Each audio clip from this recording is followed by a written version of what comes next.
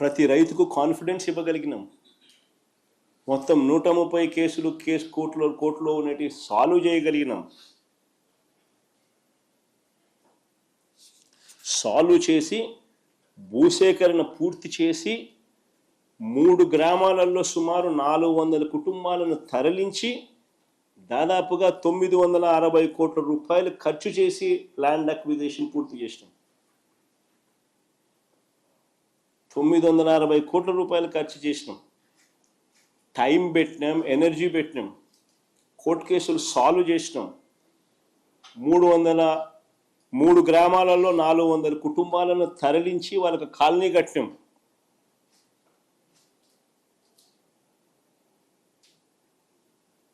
Land acquisition మా హయాంలో జరిగింది. ఇది చేయడమే కాదు, ఈ పనులు చేపట్టడానికి తనకు సంబంధించిన మంత్రి అశోక్ గజపతి రాజు గారు ఆ రోజు కేంద్రంలో సివిల్ ఏవియేషన్ మంత్రిగా ఉన్నా కూడా చంద్రబాబు గారి ప్రభుత్వం పర్మిషన్స్, ఎన్ఓసీలు కూడా కేంద్రం నుంచి తెచ్చుకోలేకపోయారు. ఇది కూడా వాస్తవం. విశాఖపట్నంలో డిఫెన్స్ ఎస్టాబ్లిష్మెంట్స్ చాలా ఉన్నాయి. విశాఖపట్నంలో డిఫెన్స్ ఎస్టాబ్లిష్మెంట్స్ అన్నీ చాలా ఉన్నాయి. ఎయిర్పోర్ట్ కనుక కావాలి అని అంటే, కట్టాలి అని అంటే వారి పర్మిషన్స్ అన్నీ కూడా తప్పనిసరి. మనం వచ్చిన తర్వాతనే ఈ పర్మిషన్స్ కోసం కేంద్ర ప్రభుత్వం మీద ఒత్తిడి తీసుకొచ్చి వెంట పడడం జరిగింది. ప్రధాని గారిని నేనే స్వయంగా కలిసి లేఖలు ఇవ్వడమే కాకుండా రిక్వెస్ట్ కూడా పలుమార్లు చేయాల్సి వచ్చింది. మేము వచ్చిన తర్వాతనే ఎన్ఓసితో పాటు, కేంద్రం నుంచి ఎన్ఓసితో పాటు airports authority of India approval, BCAS approval అంటే bureau of civil aviation security approval, ministry of defence approval, ministry of civil aviation approval, environmental clearance, NOC for closure of existing airport INS Dega, NOC from central government, financial closure of all participating banks. ఇవన్నీ కూడా మా హయాంలో జరిగాయి. ఇవన్నీ కూడా మా హయాంలో జరిగాయి. వైఎస్ఆర్సీపీ ప్రభుత్వం అధికారంలో ఉన్నప్పుడు జరిగాయి.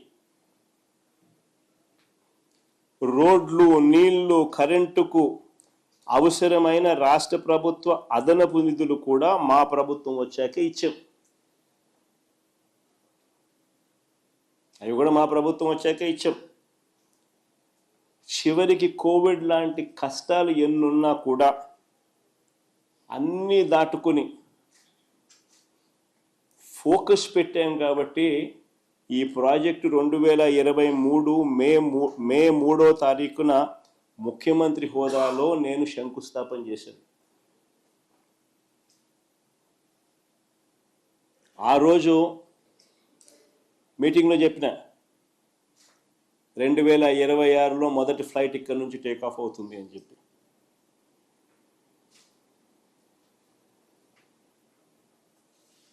అంతేకాదు, ఎయిర్పోర్ట్ ఒక వైపున కడతా ఉన్నప్పుడు ఎయిర్పోర్ట్ కనెక్టివిటీ రోడ్డు కూడా ఈక్వల్లీ ఇంపార్టెంట్. దాని గురించి కూడా అప్పట్లో మేము ఆలోచన చేసినాం.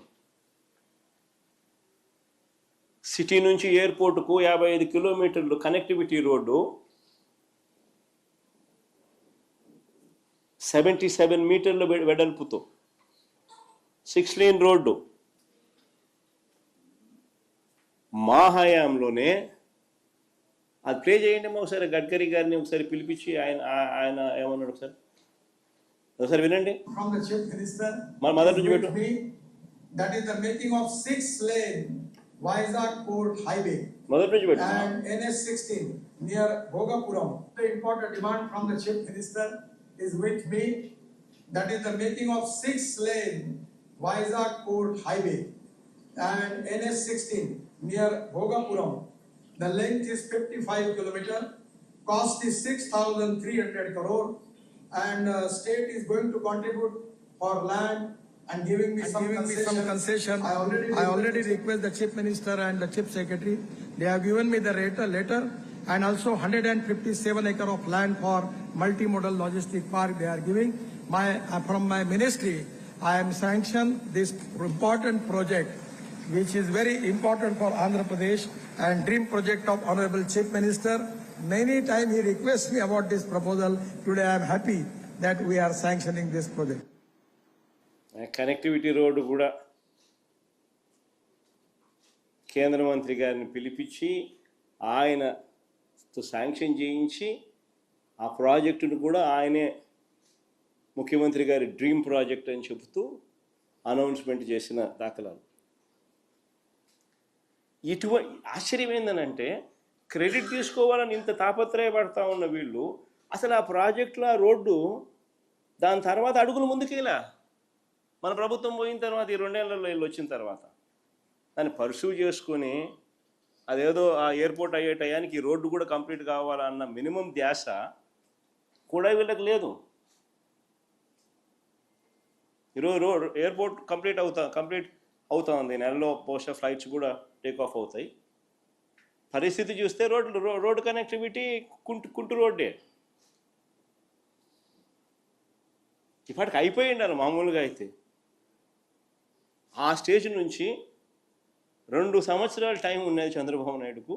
ఈ ప్రాజెక్టు ఒకవైపున చకచకా పనులు జరుగుతూ ఉన్నాయి, ఓ పక్క రోడ్డు మీద కూడా ధ్యాస పెట్టిందంటే ఇది అయిపోయే లోపల అది కూడా అయిపోయి ఉండేది. కనీసం ఆ పని కూడా పర్సూ కూడా చేయలే. కానీ చంద్రబాబు నాయుడు గారు ఏమంటాడు, క్రెడిట్ చోరీ. తాను తన సివిల్ ఏవియేషన్ మినిస్టరు వీళ్ళ వల్లనే వచ్చింది అన్నట్టుగా బిల్డప్. అది వీళ్ళు ఏం చేసినారు? అది వీళ్ళు ఏమైనా చేసినారా? ఒక పర్మిషన్ తెచ్చినారా? ల్యాండ్ అక్విజిషన్ చేసినారా? కనీసం జరగాల్సిన పనులన్నా చేయించినారా? కనీసము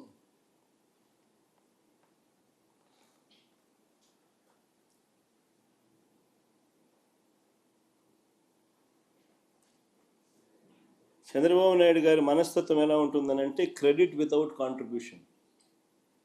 అది చంద్రబాబు నాయుడు గారి మనస్తత్వం.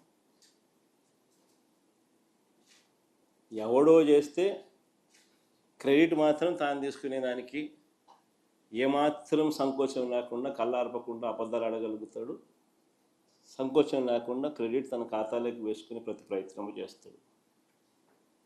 ఇంక 3వ సబ్జెక్టులోకి పోదాం. పరిశ్రమలకు సంబంధించి కొన్ని వాస్తవాలు చెప్తా. ఇది కూడా బాగా ఇంట్రెస్టింగ్ సబ్జెక్ట్.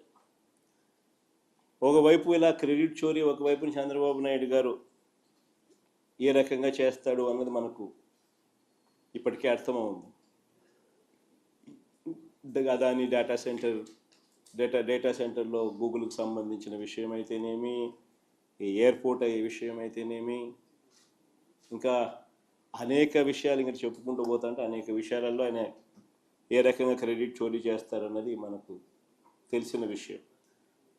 ఇక క్రెడిట్ చోరీ అనేది ఇంకొక వైపు అడుగు ముందుకు వేస్తే, మా హయాంలో పారిశ్రామికవేత్తలకు చంద్రబాబు నాయుడు అంటా ఉన్న మాటలు, మా హయాంలో పరిశ్రమలు పారిశ్రామికవేత్తలు వెళ్ళిపోయారన్నట్టుగా చంద్రబాబు గారు నిరంతరం బురద జల్లుతూ ఒక ప్రచారం చేస్తూ ఉంటాడు. ఆయనకు సంబంధించిన ఆయనకి ఎల్లో మీడియా, ఈనాడు, ఒక ఆంధ్రజ్యోతి, ఒక TV5, వీళ్ళకి తోడు వీళ్ళకున్న డజన్ల కొద్దీ ఒక సోషల్ మీడియాలో వీళ్ళకున్న అబద్ధాల ఫ్యాక్టరీలు. ఇదే పని మా హయాంలో అట పరిశ్రమలు పారిశ్రామికవేత్తలు వెళ్ళిపోయాయన్నట్టుగా, వెళ్ళిపోతున్నారన్నట్టుగా ఒక బిల్డప్, నిరంతరం బురద జల్లే కార్యక్రమం. నిజంగా ఈయన తప్పుడు ప్రచారాలను బద్దలు చేస్తూ RBI ఈ మధ్యకాలంలోనే డిసెంబర్ 11, 2025 ఒక నివేదిక రిలీజ్ చేసింది. నిజంగా మా దురదృష్టం ఏమిటనంటే నిజాలు బయటికి వచ్చేలోపు చంద్రబాబు గారి అబద్ధాలు ప్రపంచాన్ని చుట్టేసి వస్తాయి. నిజాలు గడప దాటే లోపే చంద్రబాబు నాయుడు గారి అబద్ధాలు ప్రపంచాన్ని చుట్టేసుకొని వస్తాయి. అది మా దురదృష్టం. కారణం ఏంటంటే వీళ్ళకున్న ఎల్లో సామ్రాజ్యం, డజన్ల కొద్దీ వీళ్ళకున్న అబద్ధాల ఫ్యాక్టరీలు. కానీ ఈ రిపోర్ట్ ఒకసారి డిసెంబర్ 11, 2025 నాడున ఆర్బీఐ రిపోర్ట్ చూస్తే 2019 నుంచి 24 అంటే మా హయాంలో